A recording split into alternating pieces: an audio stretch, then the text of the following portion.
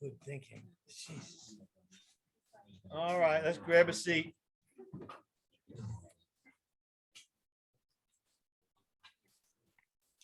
All right, so we last week left off, we were talking about the 5 parts of step 3. Okay, so just so you, a recap, the first part is a decision, made a decision, which we talked about implies further action, okay? And then the second part was lives, no, our will, sorry. Our will. And we said that that is our thinking on 3 dimensions, past, present, and future. It's everything I wish I've done, prefer to be doing, and hope I'll do. And then our lives is the action on 3 dimensions also. It's everything I have done, am doing, and will do. Okay. And then we got to the little dirty little 4-letter word, care. And that's kind of where we left off. We talked a little bit about care. So for years, when I got sober, for a long time anyway, I always thought that when it comes to the 3rd step, you really don't have to do anything, just give it to God, right? And the truth of the matter is there's nothing in step 3 that relieved us of the responsibility of taking action. Quite the contrary, really. So what we do in step 3 is we turn over the results of our actions, not the actions themselves. So we have work to do, okay? And it's important to note that. And right before we left last week, I tell you that the most important thing and the best for me, may not be for you, but for me, the most important thing in the 3rd step is that word care. And what that really means to me is that we're getting out of the result business. And if you could get out of the result business, your spirituality is going to soar. It really will. If you could check your motives and do the best you can on something, whatever you're doing, and leaving the results to the care of God, your life will get much more peaceful. Okay. So that's the 4th part of the 3rd step. And the 5th part is God as we understood him. And that's past tense, and that's not a mistake, the word understood. Okay. He could have just as easily wrote God as we understand him, but he didn't. So the message there is that your understanding of God took place somewhere before this came up. Where does it take place? The search for God begins in step 2. Okay. So you get some type of a connection with a higher power in step 2. And of course it changes, everything changes as you stay sober, but the understanding that you get is it doesn't come in step 3. It comes in the 2nd step. And then in the 3rd step, it's how you understood him. Okay. So does all that make sense to you? Okay. So let's go back to the book. I think we were on the bottom of 61, if I'm not mistaken. It says our actor is self-centered, egocentric, as people like to call it nowadays. He's like the retired businessman who lolls in the Florida sunshine in the winter, complaining of the sad state of the nation. The minister who sighs over the sins of the 20th century or the 21st century now. Politicians and reformers who are sure all would be utopia if the rest of the world would only behave. The outlaw safecracker who thinks society has wronged him, and the alcoholic who has lost all and is locked up. And it doesn't matter what type of person you are. I was saying that we're just filled with these resentments and self-pity and all this stuff. And then on page 62, the first paragraph, it tells us what the problem, what the cause is. Okay, selfishness, self-centeredness. That we think is the root of our troubles. Driven by 100 forms of fear, self-delusion, self-seeking, and self-pity, we step on the toes of our fellows and they retaliate. I think we talked about that last week, didn't we? We talked about anybody that's selfish and self-centered is going to be driven by fears, and anybody that's self-centered and driven by fears is going to step on other people's toes. Okay, because we're always trying to take shortcuts to get what we want, you know. And we're going to go deeper into this when we get into the fourth step. All right. So our troubles, we think, are basically of our own making. They arise out of ourselves, and the alcoholic is an extreme example of self-will run riot, though he usually doesn't think so. Above everything, we alcoholics must be rid of the selfishness. We must, or it kills us. God makes that possible. So those are some strong, profound words there. We got to get rid of selfishness. We have to, or it's going to kill us.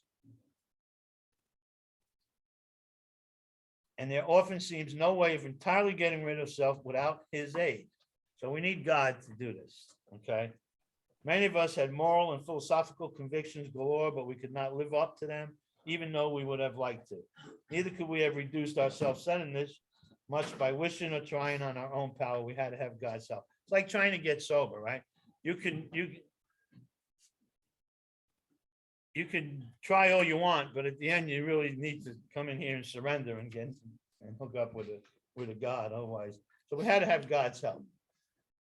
Now he says, this is the how and why of it. And this explains, this little paragraph here really explains it thoroughly. I don't know how many people really study this and go over this, but he says, this is the how and why of it. First of all, we had to quit playing God. So why do we have to quit playing God? Okay. I always laugh when I ask people that, because I ask people questions, they look up like it's written on the ceiling or something. It's in the book. The answer's in the book always. Right. First of all, we had to quit playing God. It didn't work. Next, we decided that hereafter in this drama of life, God was going to be our director. Okay, so what does that mean? God's going to be our... That I'm going to allow God to direct my life. That's what he's saying. God's going to be our director. And he's already used the analogy of the actor in the show and all of that, right? So what is the director? The director tells everybody how he wants them to be, okay? And God has already told us how he wants us to be, but he's not going to make us be that way. It's up to us to conform to God's will, not God to make us that. Okay. So God was going to be our director. So I'm going to allow God to direct my life. So just think about that for a minute. How do I allow God to direct my life? Well, I got to figure out what. Don't forget that this 2 pages ago, they told us that the first requirement is that we be convinced that any life run on self-will could hardly be a success, right? And that was right after it says, just what do we mean by that, and just what do we do? And so then he's telling us that the first requirement is that we be convinced that any life run on self-will could hardly be a success. So now here we are. I'm going to allow God to direct my life. So I have to understand where my self-will is, how it works, when it's happening in my life, and I have to, because how many types of will are there? Do you know? 3. What are they? At least God's will, Satan's will, and our will. Those 3. Oh, well, okay. There's two. There's God's will and our will. Okay. Satan's will is irrelevant if we have God's will in our life. But if we don't, it is will. Well, then it's our will. So it's God's will and our will.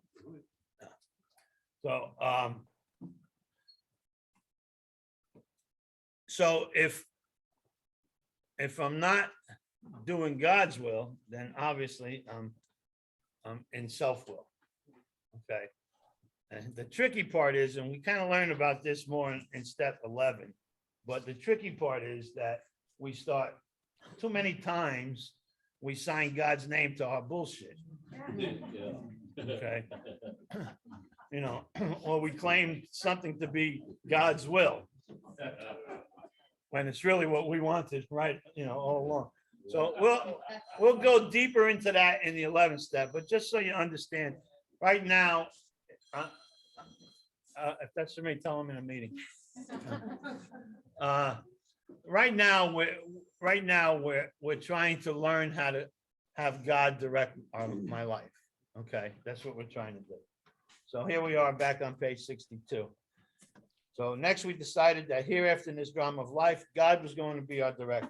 He is the principal and we are his agents.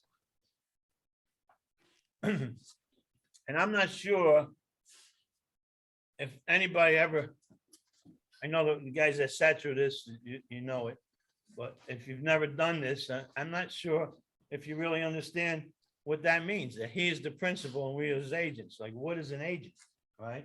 So I always use the analogy of Al Pacino. Al Pacino is a famous actor, right? I said his name, everybody knows who I'm talking about. Al Pacino has an agent. And when that agent goes out on behalf of Al Pacino and deals with people in the movie industry or whoever, wherever they're doing, that person represents himself as Al Pacino would have him be, not how he would like to be. Because he may be completely different than he knows that his very important, famous client wants him to be a certain way when dealing with people on his behalf. So the idea then that Al Pacino is the principal and his guy is the agent, his guy is going to represent himself as Al Pacino would have him be. Does that make sense to you? Okay, so now we're talking about God, and it says he is the principal. So God is the principal, and we are his agents. That's what it says. So I have to learn how to represent myself the way God would have me be, rather than how I'd like to be.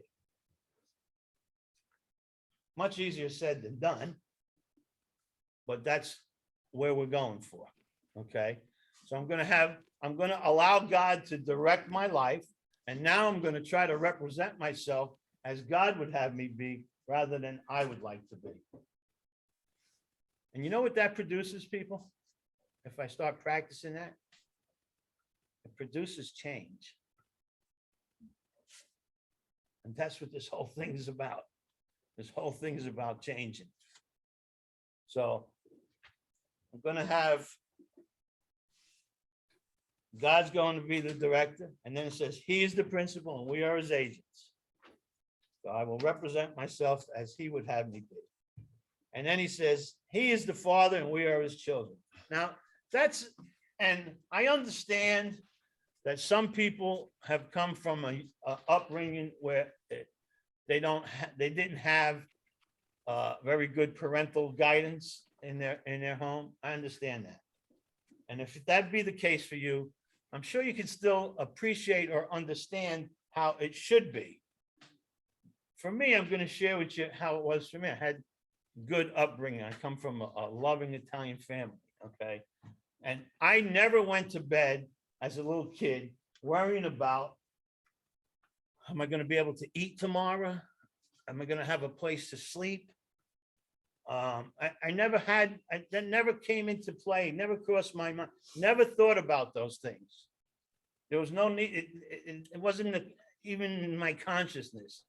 That was just as natural as flicking the switch for electricity. It just didn't come into play because my father always provided what we needed. Now, my father died when I was 10. Things changed, but I understand my first 10 years that I had that kind of a life. So he's the father, we are his children. That God is going to provide for us what we need. And you've heard people say it in meetings many times, probably, what we need, not what we want. But that's the truth. But when you start learning how to have God direct your life, and you start representing yourself as he would have you be rather than you would have to be, then those two things kind of align more than they do normally. Because now it's not so much about what I want, because what I want is usually basically what I need now, instead of having all these demands on life. So looking at this all together is, first of all, I got to quit playing God. Why? Because it doesn't work. And then I've decided that hereafter, I'm going to allow God to direct my life. God was going to be our director. He's the principal. We are his agents. So I'm going to try to represent myself as God would have me be. And he is the father and we are his children. So that I'm going to trust that God is going to provide for me what I need. So those three things, or those four things, quit playing God, letting God direct my life, realizing I'm the agent and he's the principal and that he's the father and we're his children. Those four things are very powerful bases for a great relationship with the higher power, number one, and number two, also to counteract the first requirement that we be convinced that any life run on self-will could hardly be a success.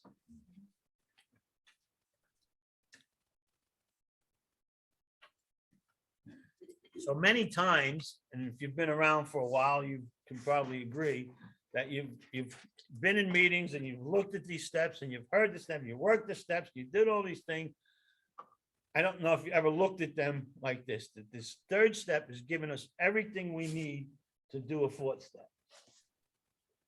Because without these things, just like if we didn't feel comfortable in step two with a higher power, we really couldn't turn our will and our life over. And I told you before, without step two, you can't really do a third step, right? And without a third step, you can't really do the fourth step. So they're setting us up to do, they talked about the thinking and the actions in the past, in the present, and in the future, right? And that's exactly what I'm going to inventory. How I've thought, acted, and reacted my whole life to any kind of given situation. That's the fourth step.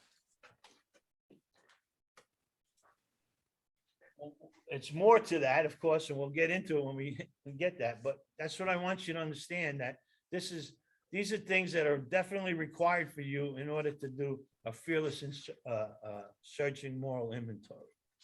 Okay, when we get there.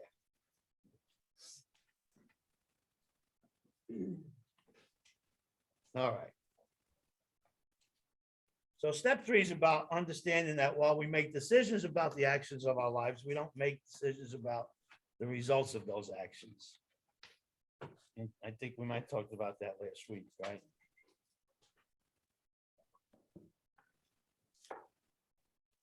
Any effort to know God's will has got to be aided by being open to it.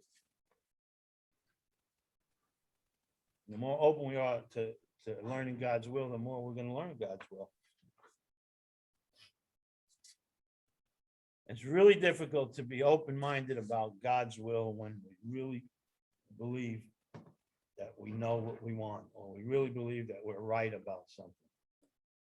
Those are the toughest times to have an open mind on anything. Okay, now let's go to page 63.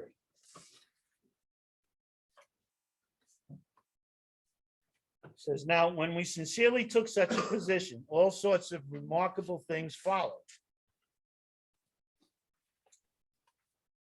And before I read this to you, I want to clarify something to you. A lot of people, many times over the years, I wish I had $1 every time. People refer to this as the third step promises. You've heard that before? Mm-hmm. These are not the third step promises.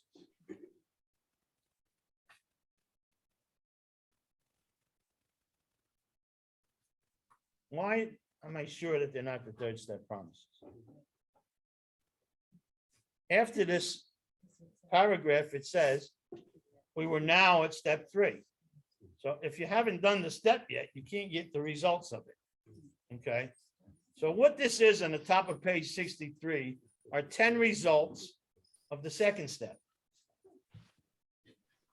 And we're going to go through them. But before we go through them, let's go over to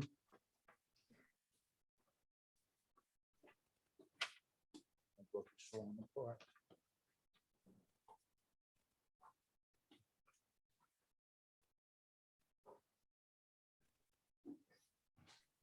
Ah.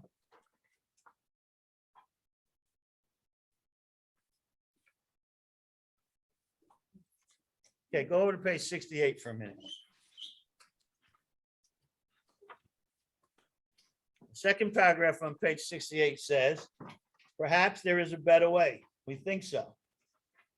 For we are now on a different basis, the basis of trusting and relying upon God.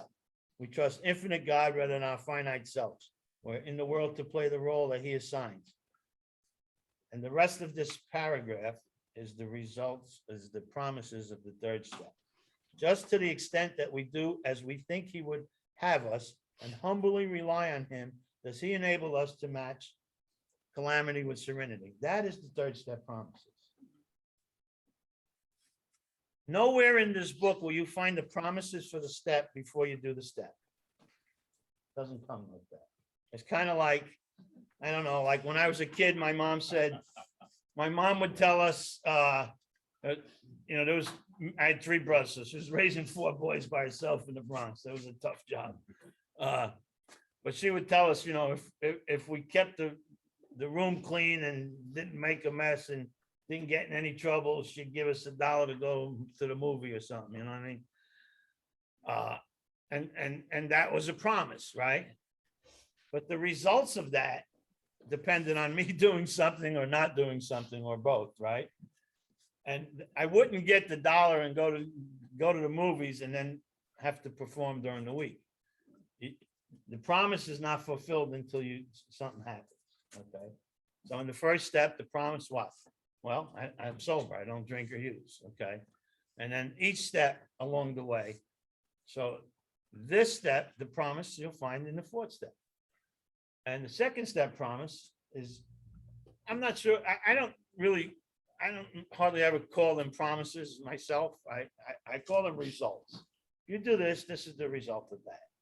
And so the 10 results of step 2 are on top of page 63. And let's go, you might want to number them. So the first one is, we had a new employer being all powerful.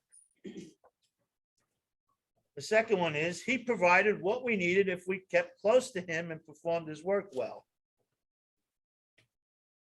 The third one is, established on such a footing, we became less and less interested in ourselves and our little plans and designs.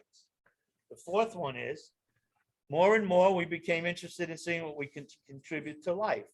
The fifth one is, as we felt new power flow in. The sixth one is, as we enjoyed peace of mind. The seventh one is, as we discovered we could face life successfully. The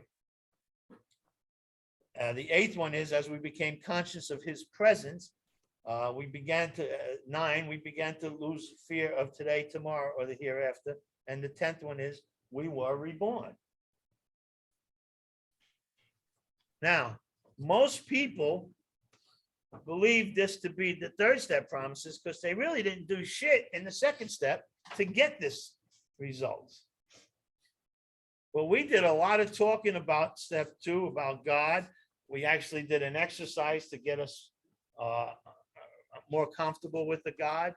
So we can attest to having these things in our life after doing a second step, or by the time we get to this point. And again, are you saying this taking position, that's still step 2? What is that? The bottom of page 52. No, Are you saying that's still part of step 2 then? That's the position, I think.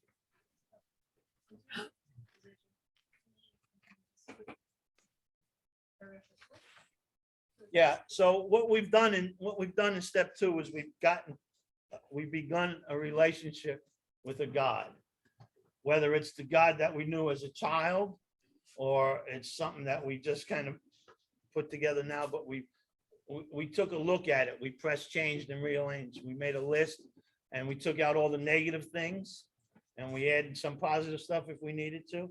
And then we started the fake it till you make it prayer. So now we're getting a relationship going with God. And now in the third step, it's telling us that the first requirement is that we be convinced that any life run on self-will could hardly be a success. So this exercise, remember it said on page I think it's page 60 that we're now at step 3, and then on page 63, it says we're at step 3, right? And I asked you guys, why does it say that twice? Well, it's not it's not so much that this is step 3, but then we go to the promises of step 2. It's more of we're at step 3, but we haven't done anything yet. So we have to do these things. And what we're really trying to do from page 60, 61, 62 is we're trying to learn how our self-will works in our life. And we're trying to counter that by having God direct our life and realizing that we're going to try to represent ourselves as he would have us be, and that he's the father and we're the children, and we're going to quit playing God. And so these things are happening, technically happening in the 3rd step, but we haven't done the 3rd step yet. Okay, because if you haven't done any work on self-will, and you haven't made any effort to have a different attitude and actions toward a God, then what have you done? All you've done is in step 2 is made a connection, right? And so now it's asking us these things, and then it tells us on the top of page 63 that so maybe some of this in 63 is also from 60, 61, and 62, but it's certainly from the 2nd step. Susan, I know you've been around. You remember Earl used to do his 4th step thing? You've been to that, right? This is what he used to teach, that these page 63 of this 10 results of the 2nd step. You remember that? Yeah. So these 10 results of step 2 are from the 2nd step and page 60, 61, 62. If you're taking some action. So they're not, that's why I said they're not necessarily the promises of the 2nd step, but they're results of it and continuing up to here. But we still haven't. Now, when you get to this point, and you can answer yes to these questions. Do you have a new employer being all powerful? Yes? Okay. Has he provided what you needed? If you keep close to him and perform his work well? Yes? Okay. If you're established on such a footing, you should have became less and less interested in yourself and your little plans and designs. Yes? Okay. More and more, you should become interested in seeing what you can contribute to life. Yes? Okay. As we felt new power flow in, did you feel new power flow in? Okay. As you enjoyed peace of mind, have you enjoyed peace of mind? Okay, good. As you discovered you could face life successfully, have you felt that? Good. If you became conscious of his presence, very good. And if you began to lose your fear of today, tomorrow, and hereafter, sounds like you've been reborn. So if you can be affirmative to those questions or those remarks that they're making here, then we are now at step 3.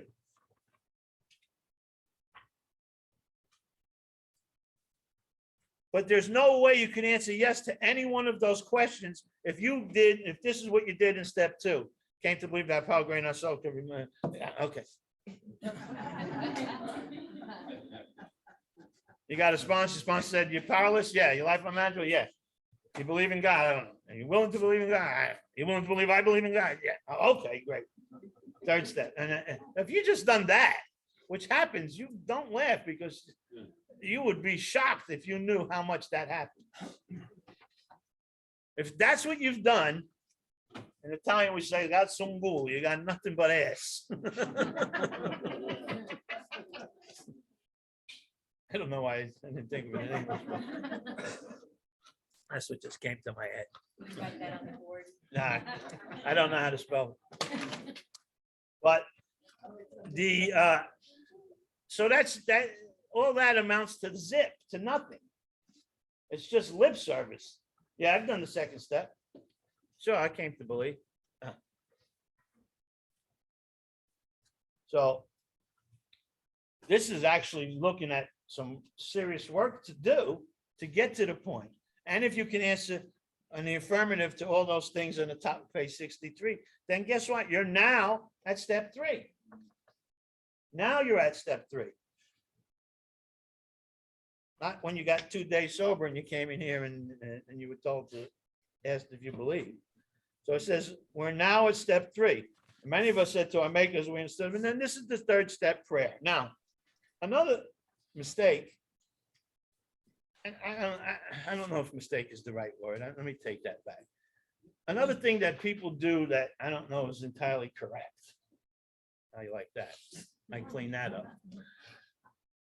Is they believe that taking this 3rd step prayer is taking the 3rd step. So what they do is they admitted they're powerless. They admitted their life is unmanageable. They came to believe. They say they came to believe. And now they're going to get on their knees with their sponsor and they're going to recite this prayer. And they're going to get up and say, I've just done the 3rd step. No, you haven't. All you did was said a prayer.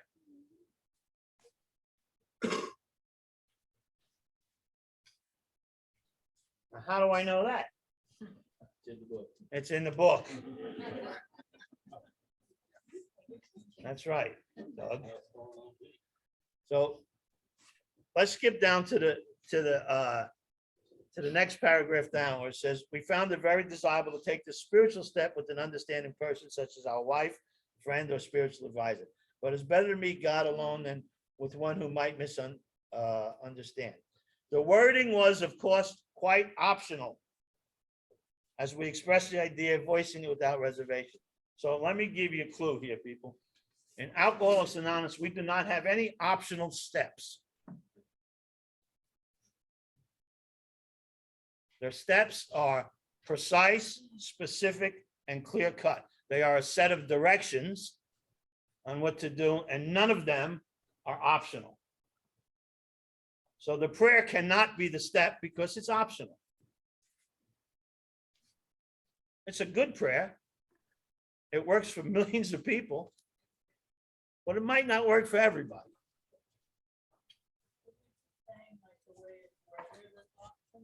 Yes. The wording, it says the wording, of course, was quite optional. So, but here's even more important than the wording. Go back to the 3rd step prayer. After the 3rd step prayer, may I do thy will always, exclamation point. Listen what it says here. We thought well before taking this step, making sure we were ready, that we could at last abandon ourselves utterly to him. Whoa. That's a little bit different, people, than saying the 3rd step prayer with your sponsor. I mean, that's pretty harsh wording. We thought well before taking this step, making sure we were ready, that we could at last abandon ourselves utterly to him. And again, there's no mistakes in the book. The words are the words that they put there. Bill wrote them. 60 other guys went over them with him. They fought and they argued it. And so the wording that they have here is certainly on purpose. Nobody slipped anything in like some of us try to do at business meetings, right? You don't know nothing about that, right? So, so utterly abandon myself to him. That's a high bar. That's not a let me say a prayer and I'm done with the 3rd step. It's a high bar. Okay. So it again, and don't forget what Bill said in the original manuscript after step 2. If you're not convinced on these vital issues up to this point, you ought to reread the book or else throw it away. So the warning and the message that Bill wanted you to have, and they had some fight over that. In fact, Bill, after they told Bill it was too harsh and to change it, and he said, I'm not writing no more. Good alcoholic, he quit. And they said, no, Bill, you're doing such a great job. We want just, and he made a deal with them that after that sentence in the book that they made him take out, that he would continue writing the book if they would leave him alone. And unless there was something really, really drastically bad, otherwise they had to leave him alone. And they said, okay. And from that point on, he used the word must about 50 something times, where before that point in the book, he only used it 2 or 3 times because they kept taking it out. So interestingly, the intent that Bill had for us was that if you don't have the first 2 steps down pat, don't bother doing the 3rd step, because you're going to get loaded. Means nothing. So we've spent many weeks going over 1 and 2. I think we got a good foundation down on 1 and 2.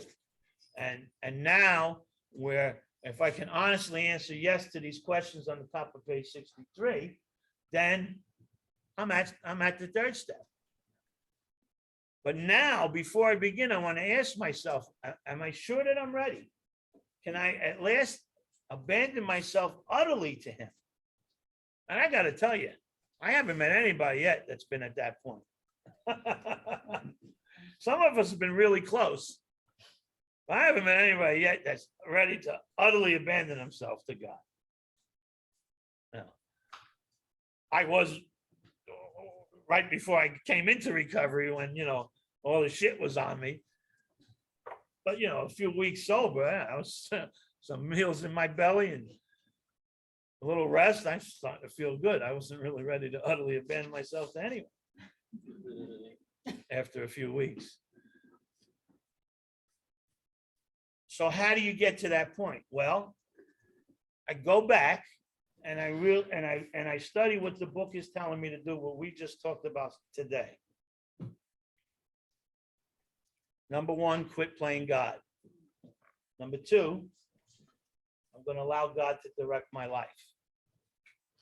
Number 3, he's the principal, I'm the agent. So I'm going to represent myself as God would have me be rather than I would have me be. And 4, he's the father, I'm the child.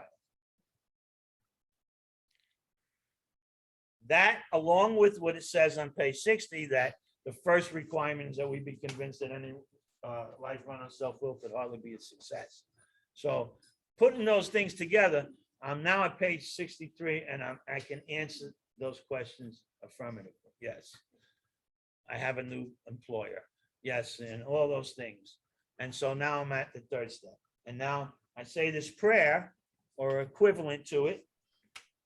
And I think well before taking this step, making sure that I'm ready, that I can at last abandon myself utterly to him. And I go, well, about as utterly as I can right now. It's not really utterly, it's just maybe a utter.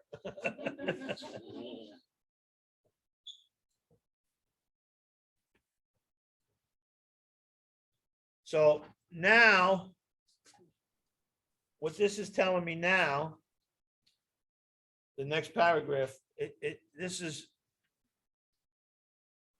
where it shows us that the 3rd step goes with the 4th step rather than 4 and 5. Next, we launched down on a course of vigorous action, the first step of which is personal house cleaning, which many of us have never attempted. Though our decision was a vital and crucial step, it could have little permanent effect unless at once, followed by a strenuous effort to face and be rid of the things in ourselves which have been blocking us. We talked about that last week. Our liquor was but a symptom, so we had to get down to cause and condition. We'll get back to that. But it seems to me, from my experience, my own personal life, and working, sponsoring a lot of people over the years, is that we make decisions not to turn over our will and our life just as much or maybe more than we make decisions to turn over our will and our life. Because we insist on the illusion of control. The illusion of control.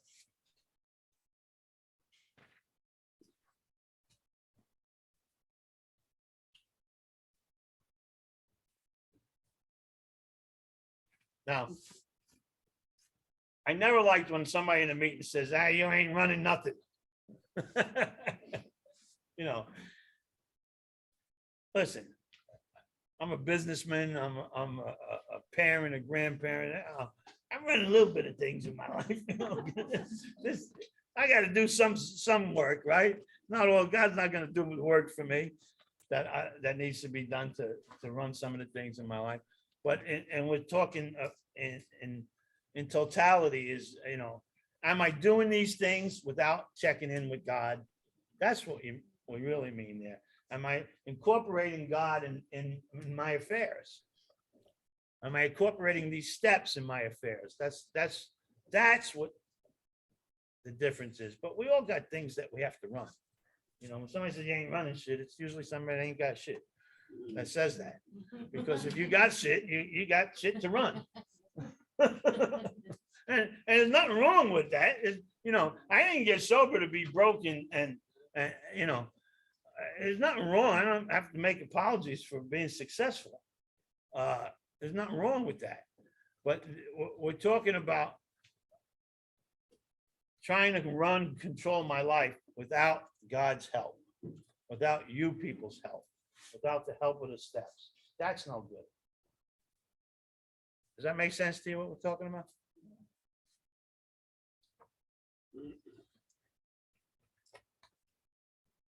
In fact, successful people are successful because of their ability to make decisions. Right? Isn't that the truth? That most times you make decisions, you're not positive what the results are going to be.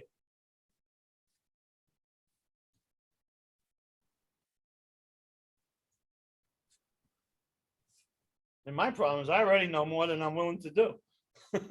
I don't need all this new information. But it's going to change my life. So I need to heed to that. All right. Does anybody got any questions about what we've been talking about all of this? I don't want to just quickly move past this. Yes, what is it? So I remember when I was going through this and now when you're teaching people, and Bill says, if you don't have these first two steps, stop and go back over before you start step 3. But then on the other hand, we're saying, you know, that we are abandoning ourselves utterly to him. I remember when I was going through saying, I just couldn't promise that I was all there. And it reads to me like, you know, you gotta be there. And now talking to other people, that, you know, how can I expect? And what do I say? Stop and go back, you know, Well, because I didn't. and that's a good question, but that's why I shared everything I just shared, because I wasn't at that point either. And so, and then I even said a few minutes ago, then what do I have to do? I went back and I looked at, you know, listen, we don't have to get this by next Tuesday. You know, that's the important thing here. Is this, you ain't got to, there's no graduating, there's no diploma, right? So, my experience tells me that it's better to be thorough and take your time than to be quick and it's not an appropriate word, but to finish, because you don't finish anyway. When you finish, you just get to start all over again. They often say though that the window is slight for that total deflation of ego, try it for health. And Who says that? a lot of people do. A lot of people do. The book doesn't say that, though. No. The book doesn't say that. Okay, let me. No amen in that. Usually, say a prayer, just amen. You better throw an amen in there, Jenny. So, on page 63, where it says, this, do it honestly and humbly made, and act sometimes a great man, but the spell take months. Yes, Okay, so he's saying this, he's on talking about this in step 3. yeah, this doing this spiritual work and doing everything we've been talking about so far in these last few pages. Looking at ourselves. Yeah, Yeah, and stop playing God and all those things. It's only beginning. Okay, and it even says that in the fourth step too, right? It's just the beginning, and it even said that in the second step, where to begin at. And first we had he's letting us know that there's no. That's why I said finish is not a good word, because we finish and we start the steps again. You know, the mistake people make is they keep working the steps on alcohol and drugs. You know, you should have been. There's a lot wrong with us, of which a lot has to be done, Bill Wilson said. And so we want to work the steps on all these other things, which I hope some of you are doing in here. So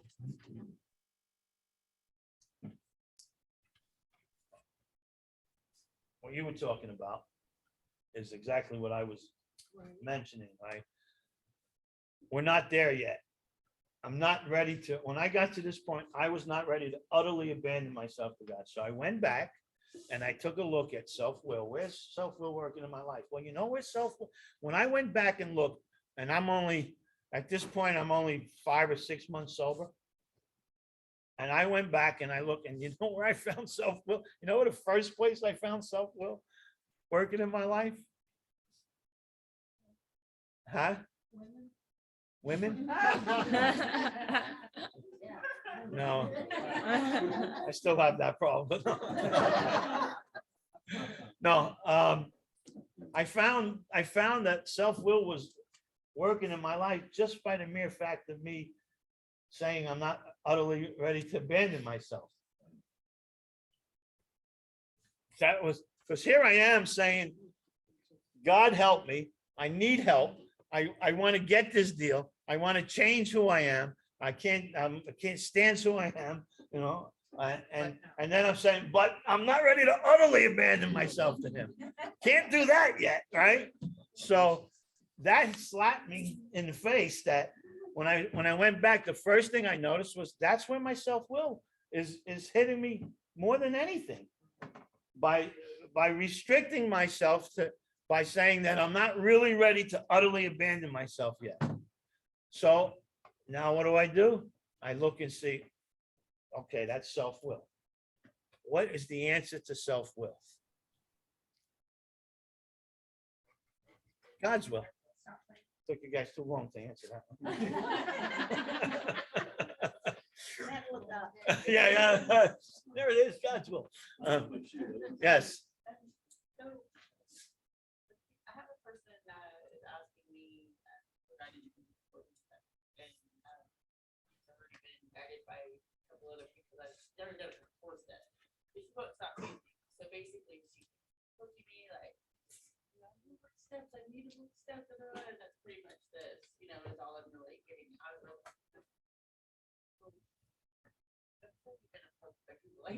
Yeah. I don't, two things I don't do. I don't sponsor people in treatment centers. I tell them when you get out of treatment center, this is where you can find me at a meeting. Be glad to help you, because I believe as wrong as they may be in treatment facilities, that's their house. They need to abide by their rules. They're not doing AA in there. I don't sponsor anybody that's using. And even if somebody's using methadone, I don't sponsor people that's using. The book says that, we believe that the reader desires to be sober, something like that, right? So the book is assuming that the reader wants to be sober, okay? But wanting to be sober and being sober are two different things. You can't practice these steps while you're drinking or using. You can. I tell them, go to meetings if you want, but I'm not going to waste my time sitting down with you and doing it. Consider that shooting the wounded if they keep having relapses. And I'm sitting there taking my time with them and working the steps and taking their calls. And if they have a relapse. Well, hold on a minute. You're talking about two different things. She's talking about somebody that's using that wants to work the steps. You're talking about somebody that's relapsed. If I'm sponsoring somebody and they go back out and use and they come back in, I keep working with them. The only question they have to answer to me is what's going to be different now? Something has to change.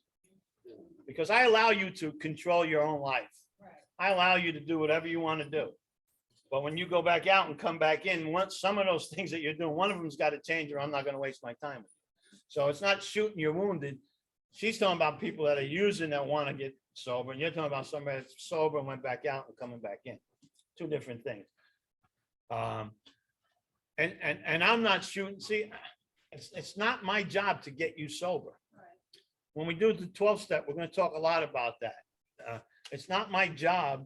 In fact, for a long time, I thought that my job was to stop you from experiencing pain. That's not my job as a sponsor. In fact, pain is pretty good. It's a good motivator, isn't it? So if you're feeling pain, maybe that'll get you to where you need to be. It's not my job to get you sober. I'm not here for you to stop drinking and using drugs. That's not, matter of fact, Alcoholics Anonymous is not here for you to stop drinking and using drugs. That's not what we're here for. If that's what you think Alcoholics Anonymous is about, you're wrong. Alcoholics Anonymous is about a safe place for people that want to get sober. Not for people that want to drink and use. And delusionally think about getting sober once in a while. That's not what we're here for. We have a way out. We have a program of action that really works. And the first part of that is that you stop drinking and using. So if you don't want to do that first part, I can't help you. Now, you can spend time on the phone with them and you can go meet them and you can do all that stuff. I won't tell you you're doing anything wrong. But I ain't wasting my time doing that shit. Just ain't doing it. So, and I've sponsored a ton of people over the years. But that's something I just won't do. Somebody else had a question. Oh, somebody else had a question. No, I think, did you, because he went and she went, did you go? What was your question? All right. Okay. It's called the mature moment. Yeah. All right, who else? Anybody else have a question on this? So I want to make sure that we're good on step 3. So, well, let me give you an example of doing this type of analogy, right? So if I said, I'm going to make a statement to everybody right now, okay? Tomorrow, I'm going to open a finance company. And I need you people to invest all your money. Give me all your money and I'm going to make you rich. Raise your hand if you're going to give me all your money. I handle the bills for clients. Okay, nobody raised their hand. If I were going to open a finance company, might you invest a little something? Okay, thank you. Thank you. I'm not doing that, so I don't need your money. But I'm glad 2 or 3 of you raised your hand. That's my point, okay? I tell you I need all your money, I'm going to make you rich. I'm opening this finance company. You've got a whole, first of all, you have no intention to give me all your money. Secondly, you've got some questions because in the back of your mind, you're thinking, I might invest a little something, but you got a whole bunch of questions. Who am I investing in? What am I investing in? Who else is investing in? How much am I going to make? When am I going to get my money? You got all these questions, right? After I answer and appease every one of your questions, you then might give me a little something. And a few months later, I give you money back with a little interest. You're happy. What do? You throw me a little more and you invest a little more, right? That's the way we operate. That's the way everybody operates. Us people really operate like that. So why am I wasting your time telling you this? This is exactly what you do with step 3. You come in here and you say, I'm giving it to God. turn my will and my life over to the care of God. Bullshit, you did. Bullshit. Not one of you telling the truth. You may think it's the truth, but I know you're lying. Because I thought it was the truth and I realized I was lying.